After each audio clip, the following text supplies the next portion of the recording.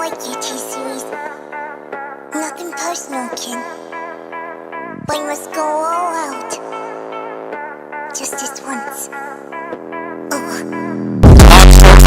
Now whichever will it be, set the clock down, crazy reason can't afford the reality.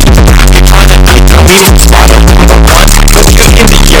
Sorry for that ear rape. And yes, I was going to review The Grudge, but nah, not today. RE2 was honestly the best remake I ever wanted. It was amazing and it was very realistic. Now I know you guys probably could be like, why are you talking about RE2 and RE3 is coming out? Shut up! And yes, I know, RE3 Remake is coming out. It is probably getting closer and closer, coming out on April 3rd of 2020, basically this year. And yes, I'm very pumped for it. But today, guys, we're not going to be talking about those games right now because we're talking about a game right now! So yeah, guys, I'm going to be doing a Resident Evil retrospective video. That, of course, is the video you're watching. And yes, we're doing Resident Evil 1. Let's go! Don't know why I did that. And yes, I'm going to be talking about Resident Evil 1, Resident Evil 2, Resident Evil 3, Resident Evil 4, Resident Evil 5, Resident Evil 6, Resident Evil 7, and then probably the remakes, maybe side games, but I don't know about side games. But yeah, guys, let's get into the video. Now, first of all, my first ever Resident Evil game I've ever played was Resident Evil 5. When I was a kid, Danny, my brother, was apparently playing Resident Evil 5, and he doesn't remember these things, but yeah.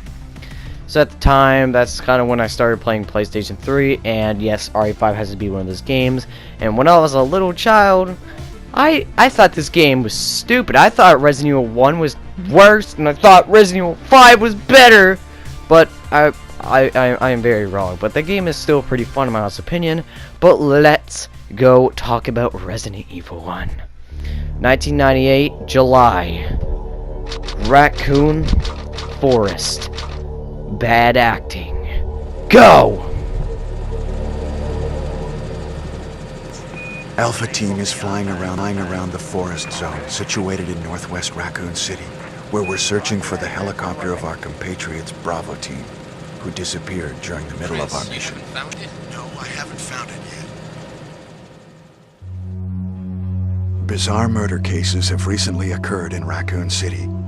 There are outlandish reports of families being attacked by a group of about 10 people. Victims were apparently eaten. Bravo Team went to the hideout of the group and disappeared. Look, Chris!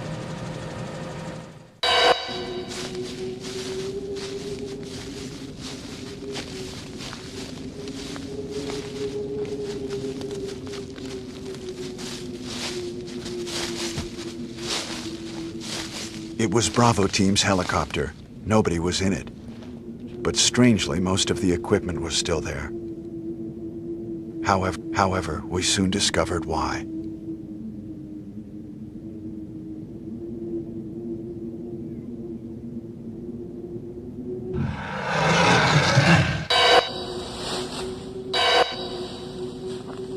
Hey! Come here!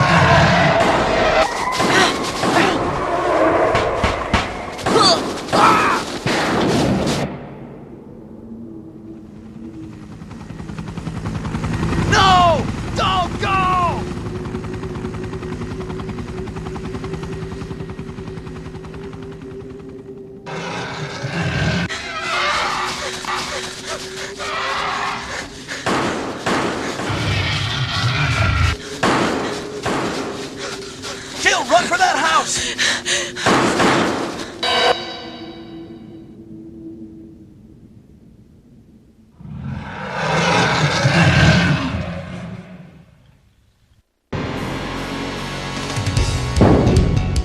Chris Redfield.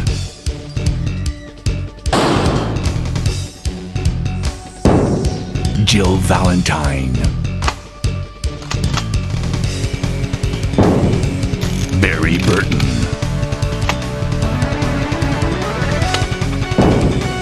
Rebecca Chambers, Albert Wesker,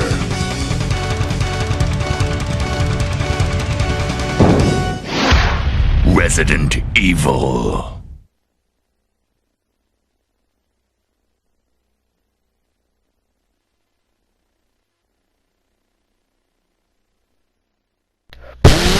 I was laughing the whole entire time in the intro, but it was still pretty great, I guess, at his time. So yes, Resident Evil 1 was made by Shinji Mikami. The idea, the glory, the one who made Evil Within. Come on now, how do you not know this man? And also, Resident Evil 1 came out in 1996. Very good game at its time. I think it was pretty much the first ever PlayStation 1 game ever to release, and it was amazing to a lot of players. A lot of kids that are now grown-ups today have played this game before, and they liked it. Because this game had a lot of things that other games probably never had, and it was probably the first highly anticipated game. It was showed at a conference once. And Resident Evil 1 probably has to be the first ever game everyone ever played on the PlayStation 1, right? I can't really say that maybe, but again, I'm pretty sure it was first said for the PlayStation 1. By the way, I'm pretty sure Resident Evil 1 never came on the Xbox because I'm pretty sure they came early on in 2000. So yeah, it wasn't that much. But yes, the Stars Bravo team goes into a mansion because they got attacked by dogs. I mean, they could have just killed the dogs. I mean, Barry had a Magnum and they had a bunch of pistols and knives, but you know, we don't have to talk about that. They get into the mansion, but they made a huge mistake.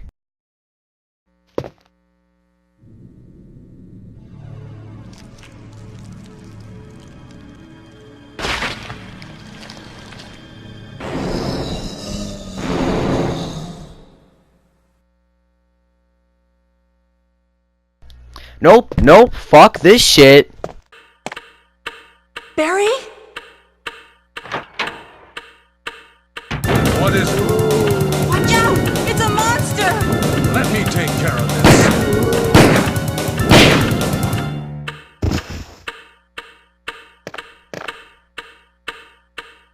this. What is it? Barry. That's a zombie. Okay, going on. So yeah, Barry killed a zombie, and this is pretty much the first ever zombie in any Resident Evil game. The most legendary Resident Evil thing I think everyone has ever seen. First of all, this game had a lot of things to it that made the game more fun. Let me describe. First of all, this game, again, came out in 1996, and people kind of thought it was going to be trash because back then games weren't as great as today? Maybe? I don't know. The games back then were very fun, though. And this game did a lot of things that pretty much I don't think anyone ever did or done in their whole entire existence. But let's not talk about that. Jill and Barry start looking around for Wesker. Wesker mysteriously went away, and we do not know where he is. By the way, spoilers ahead. I know this game came out in 1996, but again, spoilers ahead. So yes, Joe and Barry start looking all over the place for Wesker. They can't find anything. They checked the doors, they checked upstairs, they even checked right behind the stairs, and couldn't find him anywhere. This is when the survival horror, the nightmare, the disturbing thought of our society. Spencer's mansion. Jill Valentine. Sorry, I never get that thing right. Jill Valentine's, or Valentine, story is much easier. She has, well, there's the little oopsies, though, with her thing. First of all, she can carry more items, I'm pretty sure. And also, she actually gets a lockpick by Barry, meaning that she can open some or probably lots of doors. And also she can get a grenade launcher in her story. Now, I'm pretty sure Chris and Jill's stories are different, so yeah, that's basically all I gotta say. So, and I'm pretty sure Jill meets the serum dude, or I don't think it's a different story. I think it's both the same story, but yeah, some of their things are different, and yeah, they have a lot of things to them because they have different scenarios that make the game more fun. Chris Redfield, bold punching bitch. Now, Chris's story is pretty much the hardest story you've ever played in any game. Even if you don't even have a difficulty the hard, this dude is hard. And sorry for that I have Joe gameplay. I didn't really want to download any more videos. His gameplay is very difficult. First of all, he can't get a lockpick, and first of all, I'm pretty sure he's alone. I don't know. But this time, Jill, by the way, is missing. By the way, if you didn't know, in Jill's story, Chris is not seen. Basically, he's missing. But in Chris's story, Jill is not there. By the way, he meets a new character called Rebecca, because Jill doesn't meet her for some reason, and has different things, and he has more health, but he can't carry a lot of items, and he needs keys. Wow, sounds like a funny game. That's a funny joke, Capcom. You're joking. How the hell do people even play this game? But yes, these are basically the stories. They have different scenarios. First of all, we need to talk about the amazing shotgun scene. I'm pretty sure Chris's is hard for it. Let me describe. So for Jill, Barry actually saves her life. Saves her life. Because she gets a shotgun, and then the stuff comes down, and he kicks down the door, or I don't know. And then he grabs Jill out of there. But for Chris, he has to do it on his own. Meaning he's probably not even going to be able to get the shotgun at all. Sorry to say. R.I.P. So yeah, you can already tell that Chris's story is the hardest. Jill's story is the easiest. So I'm pretty sure you'll get by easy, even though her health is much more weaker. She is still a pretty good character to play, and I recommend playing as her first, so you can basically know the stuff to the game. And oh my god, there's a lot. And by the way, there's some fun things to talk about. This game was going to have co-op, but it didn't, and that kind of made me upset, because imagine playing this game with co-op. That would be so much goddamn fun. Like, imagine just going through the mansion, killing people, like, bam, bam,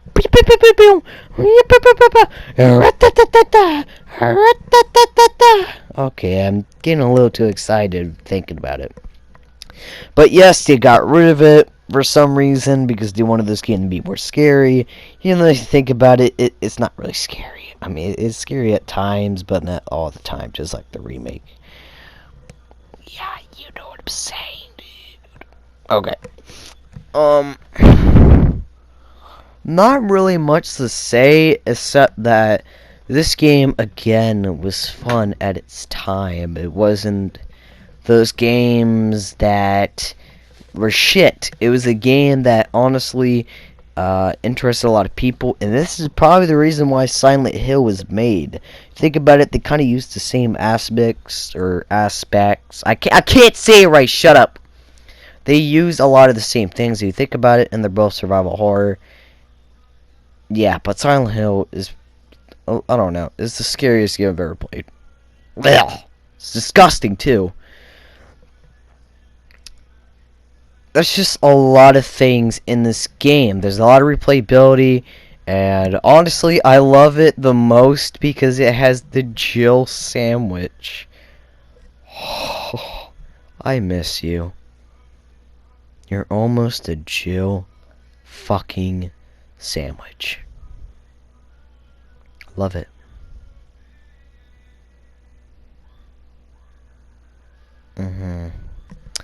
And yes, there was plenty of things to talk about. There's a lot of things we got to talk about, and this game sold pretty well, and it made the PlayStation more playable. It had perfect RE games on it, and it was so much fun.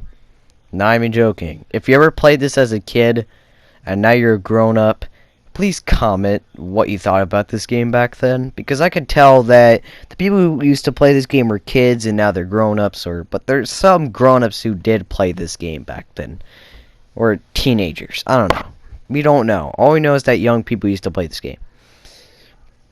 Now, again, the first ever game I played was Resident Evil 5, and I never really got to play this game because, again, I was born in 2006.